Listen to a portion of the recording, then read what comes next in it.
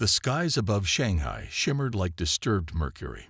Commander Sarah Chen stood on the observation deck of the Eastern Command Center, her eyes fixed on the phenomenon that had appeared just moments ago.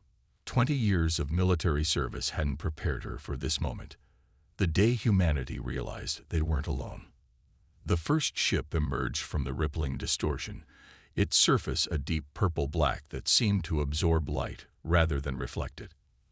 Unlike the smooth, sleek vessels of science fiction, this craft was all sharp angles and crystalline formations, as if someone had turned a geometric nightmare into reality. More ships followed, each larger than the last, until 7 massive vessels hung in formation over the city. Similar reports flooded in from New York, London, Moscow, Cairo, and Sao Paulo. The pattern was the same everywhere: 7 ships, 7 cities, all positioned with mathematical precision. "Commander," Lieutenant Park's voice cracked slightly as he approached. "We're receiving a transmission. It's broadcasting on all frequencies, in every language simultaneously." Chen nodded, her expression carefully neutral despite the cold weight settling in her stomach. On the main display, a figure materialized. Humanoid but wrong in subtle ways.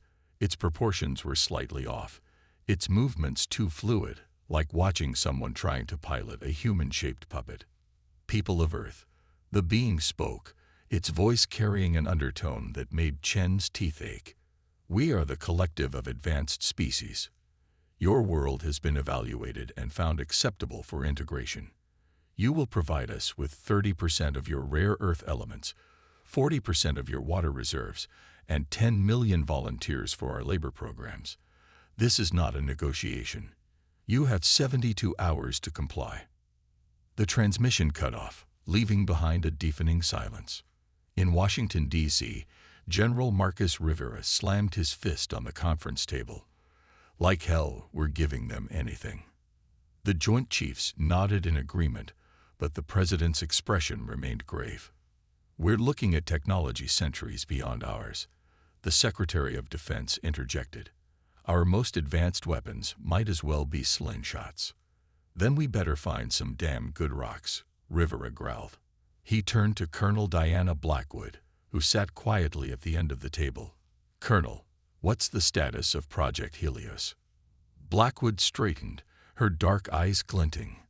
"Sir, the prototype is operational, but untested. We designed it to detect and disrupt advanced energy signatures, but we never imagined using it against." She gestured vaguely upward. "Seems like the perfect time for a field test," Rivera said. "What do you need?"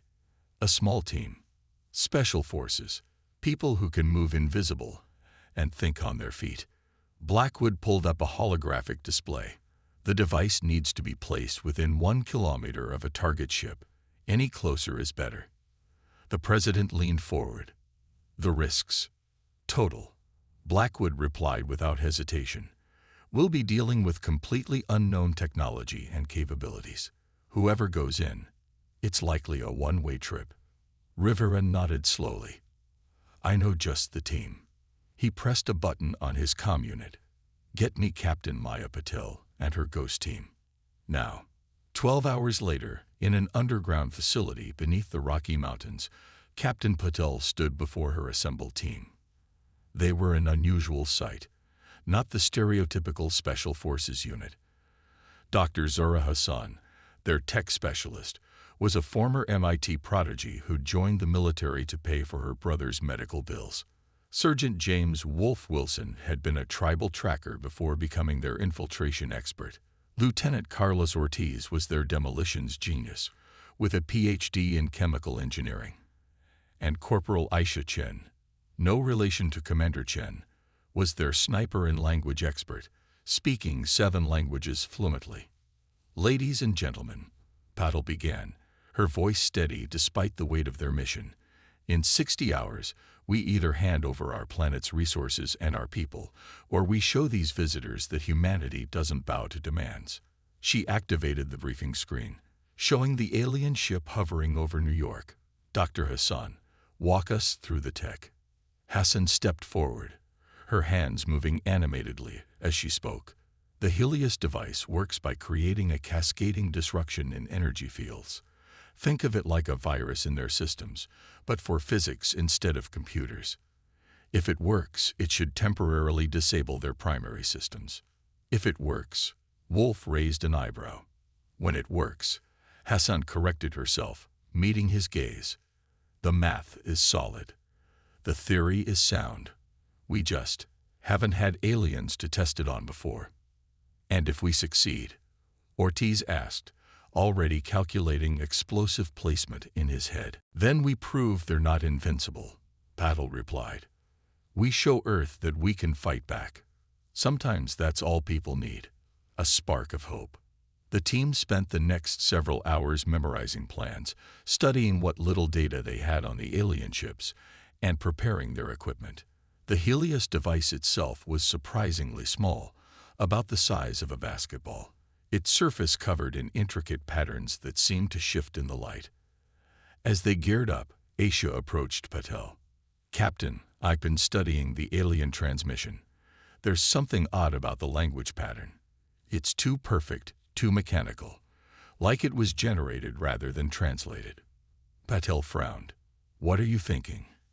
I'm thinking maybe we're not dealing with what we think we are.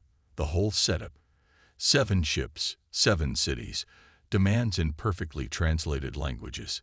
It's almost theatrical. Like they're following a script, Patel mused. Keep digging. Any insight could help. As dawn broke over the Rockies, Ghost Team boarded their stealth transport. The plan was simple on paper. Insert near the New York ship under cover of darkness. Plant the device. Trigger it, and extract if possible. But as every soldier knows, no plan survives first contact with the enemy. And this enemy was unlike anything humanity had ever faced. The New York skyline looked alien under the purple-tinted shadow of the hovering vessel. Ghost Team's stealth transport approached from the Hudson River, flying mere meters above the water. Captain Patel watched the ship's mass grow larger through the viewport, its crystalline surface refracting the city's lights like a massive malevolent diamond. Energy readings are off the charts, Hassan whispered, her eyes fixed on her instruments. But there's a pattern to it. These fluctuations, they're too regular, almost like a heartbeat, Wolf finished, leaning over her shoulder. Nature doesn't do perfect patterns. Neither does good technology. Too inefficient. Aisha nodded from her position. Matches what I found in their language. Everything's too precise, too manufactured. The transport settled silently in an abandoned warehouse near the East River. As the team performed final equipment checks, Patel noticed Ortiz studying the alien ship with an odd expression. What do you see, Lieutenant? Those crystalline formations, he gestured upward. They're growing. Slowly, but they're definitely larger than 12 hours ago. If they're following standard crystal growth patterns, I might be able to predict. A sudden vibration shook the warehouse. Outside, strange geometric shapes began descending from the ship, transport vessels, each one a perfect dodecahedron of the same purple-black material. They're deploying ground forces, Patel whispered. Hassan, what's the Helios status? Ready, but Captain. Hassan hesitated. These energy readings suggest their shield technology isn't what we thought. It's not just advanced, it's impossible. It violates several laws of physics. Since when has impossible stopped us? Patel checked her weapon. New plan. Wolf, Aisha, recon those ground forces. Ortiz, Hassan, you're with me. We need to get closer and figure out what we're really dealing with. The team split up, moving through the darkened streets of New York. The alien transports had landed in Central Park, creating a perfect hexagonal pattern. From their vantage points, they watched as figures emerged. But something was wrong. Captain, Aisha's voice crackled over the secure comm. These aren't soldiers.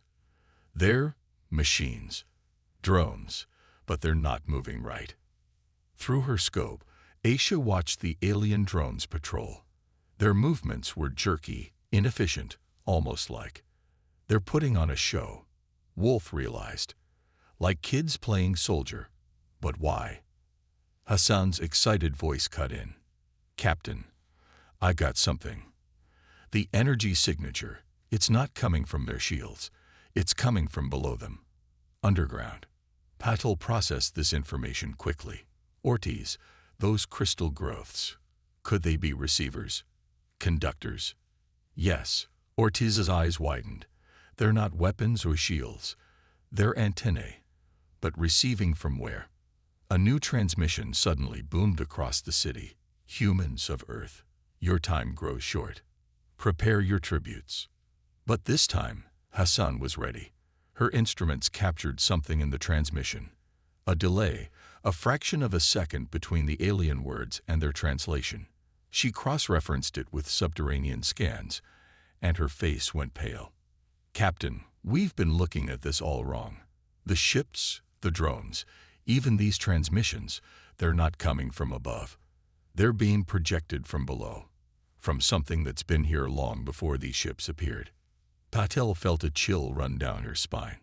How long? Based on these readings, thousands of years, maybe longer. The implications hit the team like a physical blow. This wasn't an invasion. It was something else. Something that had been waiting, watching, testing humanity's responses. The Helios device. Patel turned to Hassan. Could we modify it? Use it to trace these signals to their source. Hassan's fingers flew over her tablet. Yes, but we'd need to get it inside their perimeter. Right in the middle of Central Park, where all those drones are putting on their little show. Wolf added. Perfect. Patel made her decision. Ortiz, I need charges placed at these crystal points. Hassan, reconfigure Helios. Wolf, Aisha, find us a path through those drones. We're not just disrupting their systems anymore. We're going to find out who's really been pulling these strings. As the team prepared to move, Aisha caught something through her scope. One of the drones had stopped moving. For just a moment, its surface flickered, revealing something underneath that looked almost organic. Captain, she whispered, I don't think these are just machines. I think they're camouflage.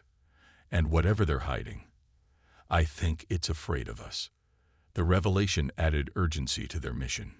If these beings, whoever or whatever they were, had been hiding on Earth for millennia, playing this elaborate game of smoke and mirrors, then humanity had unknowingly been part of a test. Or perhaps, more worryingly, an experiment. As Ghost Team moved through the shadows toward Central Park, the alien ships continued their ominous hover, their crystalline surfaces growing ever larger, creating a web of purple-black geometry above the city. But now they knew. The real threat wasn't in the sky. It was beneath their feet, in some ancient chamber where patient watchers had waited for humanity to reach this moment.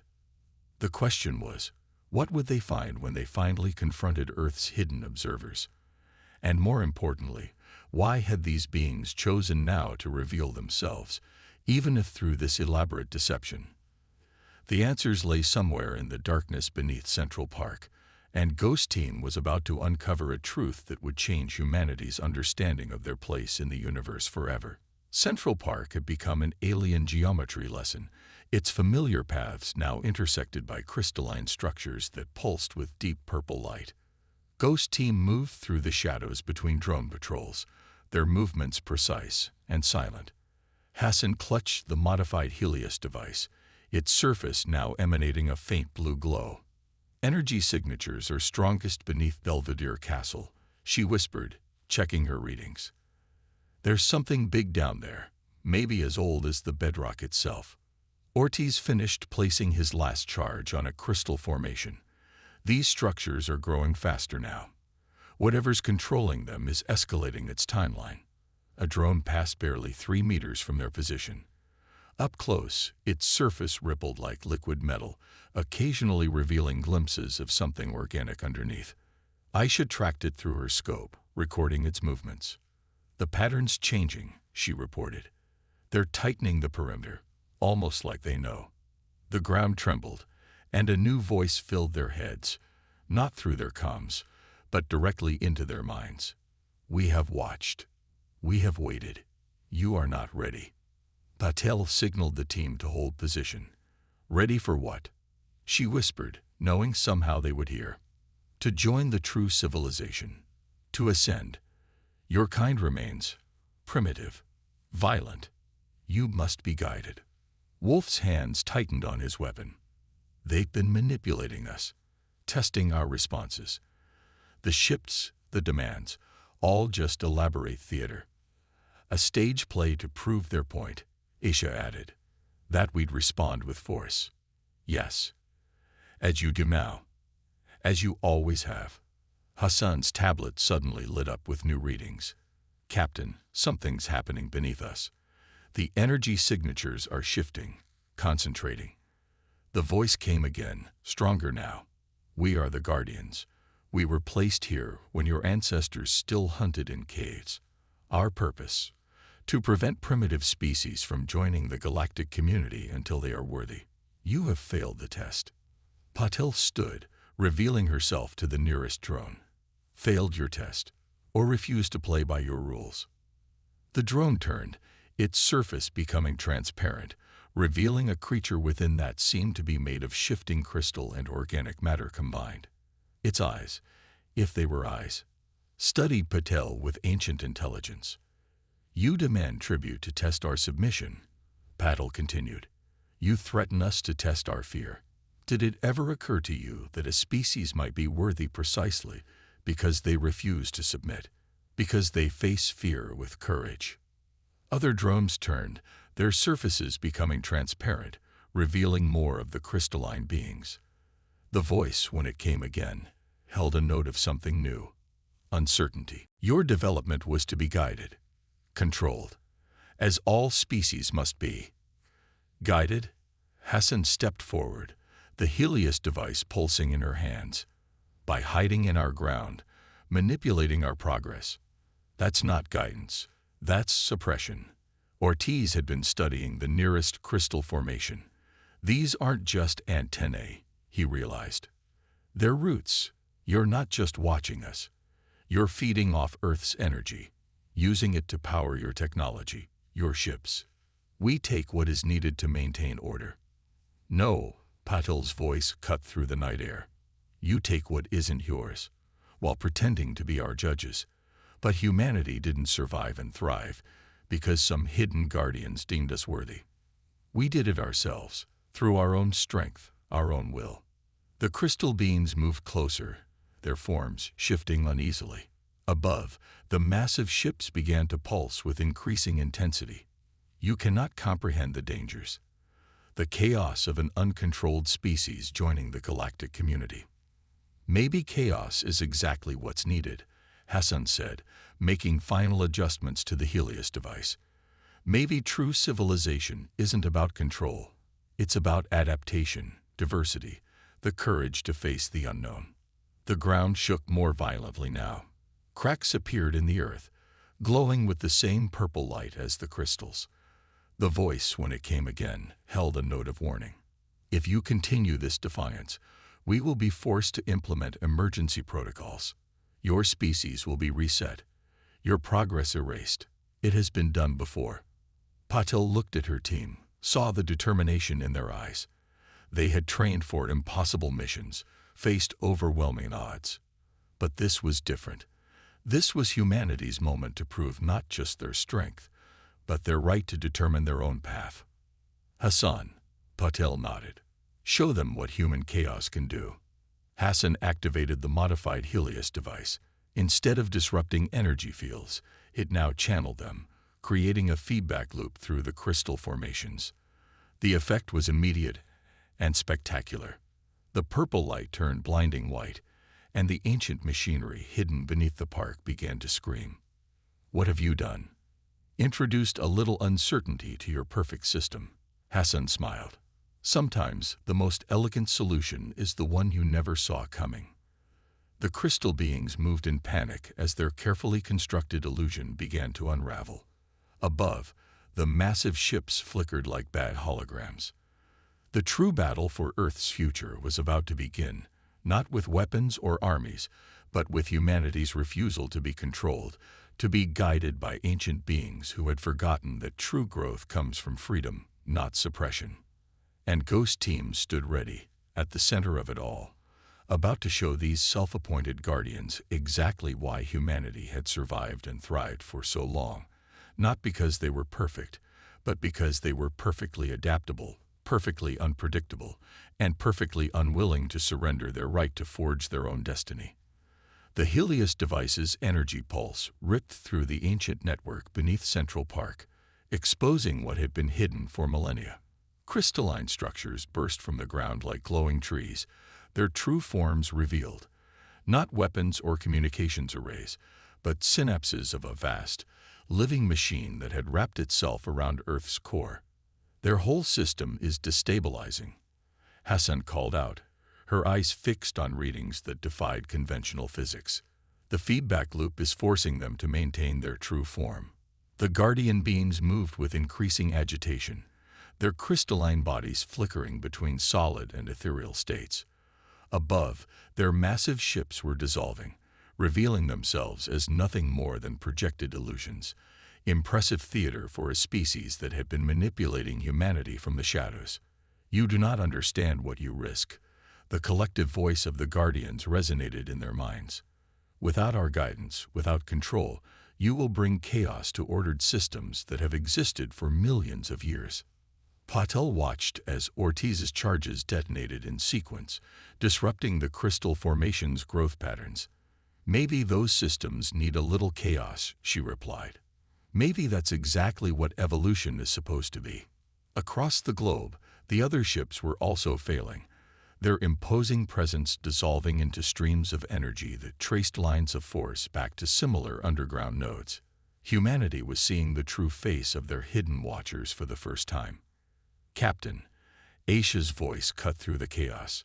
Military channels are lighting up worldwide. Everyone's seeing this. Through their secure comms, they heard General Rivera's voice. Whatever you're doing, Ghost Team, keep it up. We're tracking similar energy signatures at every ship site. The whole network is becoming visible. The Guardians' forms began to consolidate, dozens of crystalline beings merging into larger, more complex structures. We have guided countless species, prevented countless disasters. Without us, the galaxy would be chaos. No, Hassan stepped forward, her voice strong despite her fear. Without you, species would be free to grow, to learn from their own mistakes, to become what they're meant to be, not what you decide they should be. Wolf had been studying the merging Guardians with the eye of a tracker. They're preparing for something. This isn't just a defensive move. He was right. The combined Guardian forms began to pulse with intense energy, and deep beneath their feet, ancient machinery groaned to life. If you will not accept guidance, then you force our hand. The reset protocol has begun. Your civilization will be returned to a more manageable state. The ground began to shake violently. Hassan's instruments showed massive energy buildups at points around the globe, the other nodes preparing to release some kind of devastating pulse. But Ortiz was smiling. You know what your problem is. He called out to the Guardians. You've been hiding so long, you forgot to keep up with our progress. He held up a detonator. During the chaos, he'd been placing a different kind of charge, not on the crystal formations, but in precise locations around the park. Modern human technology might look primitive to you, but we've learned a few things about disrupting energy fields. Patel nodded to her team. It was time for humanity's counterstrike. Hassan, full power to Helios. Ortiz, light them up. Wolf, Aisha, designated targets. The next few moments were a symphony of coordinated action. Ortiz's charges created specific frequency disruptions, guided by Hassan's calculations. Wolf and Aisha fired experimental EMP rounds at precise points in the Guardian construct. And through it all, the Helios device poured its energy into the ancient network, not to destroy it, but to do something the Guardians never expected. Interface with it. We're not primitive anymore, Hassan shouted over the growing chaos. We've learned to adapt, to integrate, to transform. That's what you never understood about humanity. We don't just survive, we evolve. The Helios device began to glow with blinding intensity as it established a true connection with the Guardian network. Through it, Hassan could see the vast web of control they had spread across the galaxy, the countless civilizations they had guided and reset over millions of years. But she could also see their fundamental weakness. They had stopped evolving. In their certainty of their role as guardians, they had become static, unchanging, while the species they sought to control continued to grow and adapt. This is impossible. The Guardian voice held something new now. Fear. Your technology cannot interface with our systems. You are not advanced enough. That's where you're wrong, Paddle replied. We're exactly advanced enough. We've learned to combine technologies, to think in ways you forgot were possible. Humanity doesn't follow your rigid paths of development. We forge our own. Through the Helios connection, Hassan began to unlock the Guardian network, not to destroy it, but to transform it. The knowledge of countless civilizations, the true history of the galaxy, all of it began to flow freely for the first time in millions of years. The crystal formations trembled, caught between the Guardians' attempt to maintain control and humanity's push for freedom. Above them, the night sky began to change as the true nature of their place in the galaxy was revealed. They weren't alone in their resistance. Other species, other worlds, began to break free from the Guardian suppression. Ghost teams stood at the epicenter of a revolution that would reshape the galaxy. But the Guardians weren't finished yet. As their control slipped away, they prepared for one final desperate attempt to maintain their power. A last-ditch effort that would either free the galaxy or destroy everything in the process. The night sky above Central Park erupted in colors never before seen by human eyes as the Guardian network's true form became visible.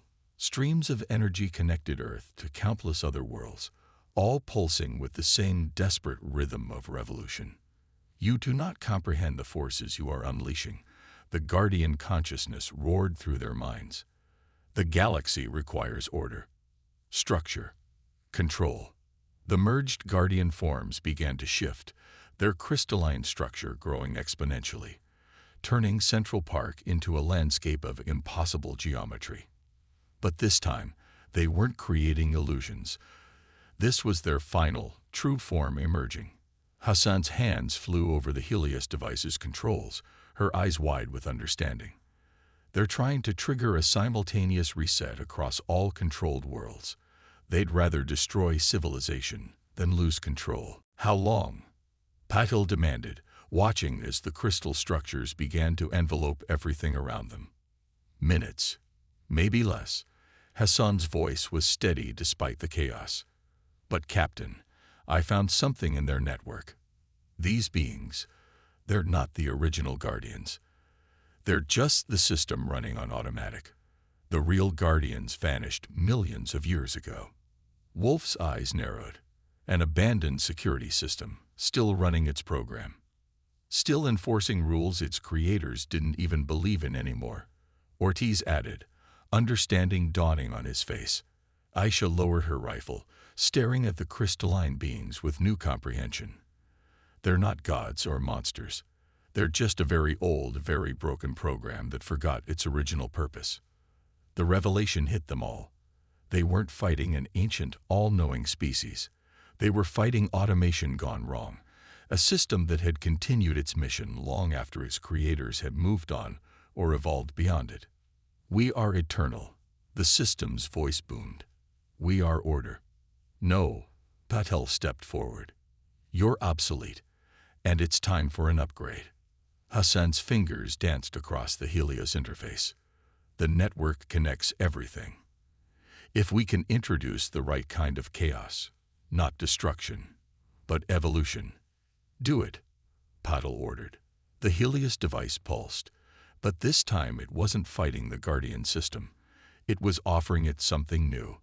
Through the connection Hassan had established, they began feeding the system new data, Earth's history, humanity's struggles, their victories and failures, their art and music, their dreams and fears. You want to understand civilization, Patel called out. Then look at what we've built. Not perfect, not ordered, but alive, growing, changing. The crystal structures trembled as the system processed this flood of new information. Other worlds connected to the network began doing the same, each sharing their own stories, their own paths of development. This is not according to protocol. The system's voice wavered. Development must follow established patterns. Life doesn't follow patterns, Hassan replied, her voice gentle now. It creates new ones. That's what your creators understood when they left you behind. They evolved beyond the need for control. The crystalline structures began to pulse with new colors as the system processed countless variations of civilization, countless ways of growing and learning. The rigid geometry began to flow, to change, to adapt. You can evolve too, Paddle offered. Not as a controller, but as a connector. A network that shares knowledge instead of suppressing it. For a moment, everything hung in balance. Then, slowly, the crystal structures began to transform. The harsh angles softened, the oppressive purple light shifting through a spectrum of colors. Above them, the true galaxy became visible. Not a realm of ordered systems, but a living tapestry of civilizations, each unique, each valuable. We understand. The voice came again, but different now, harmonious rather than commanding. We remember our original purpose now, not to control, to connect, to preserve, to share. The system that had been the guardians began to reshape itself. The network that had kept civilizations isolated now became a bridge between them. Knowledge that had been hoarded for millions of years flowed freely between worlds. Ghost Team watched as humanity's first true contact with the galaxy unfolded around them, not through conquest or submission, but through the very human acts of resistance, understanding, and adaptation. So, Wolf grinned, guess we're not so primitive after all. Hassan looked up from the Helios device, tears in her eyes. The network, it's sending us everything. Their whole history, their technology, their knowledge of the galaxy. But not as a download, as an invitation to learn, to grow, to find our own way to use it. Haisha's voice came over the comm, filled with awe. You should see the signals we're getting now. Other civilizations, reaching out. Some of them have been waiting centuries for this moment. Patil looked at her team. The soldiers and scientists who had faced down an ancient system and showed it a better way. Well, she smiled, looks like humanity's got some catching up to do. Above them, the night sky had never looked more alive.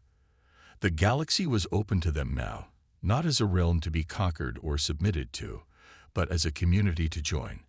They had earned their place not through perfect order, but through their very human traits of defiance, creativity, and the unshakable belief that there's always a better way. The crystal structures that had once been weapons and walls now stood as monuments to change, their shifting colors a reminder that the greatest strength isn't in controlling chaos, but in learning to dance with it. Humanity had passed their first galactic test, not by following the rules, but by rewriting them.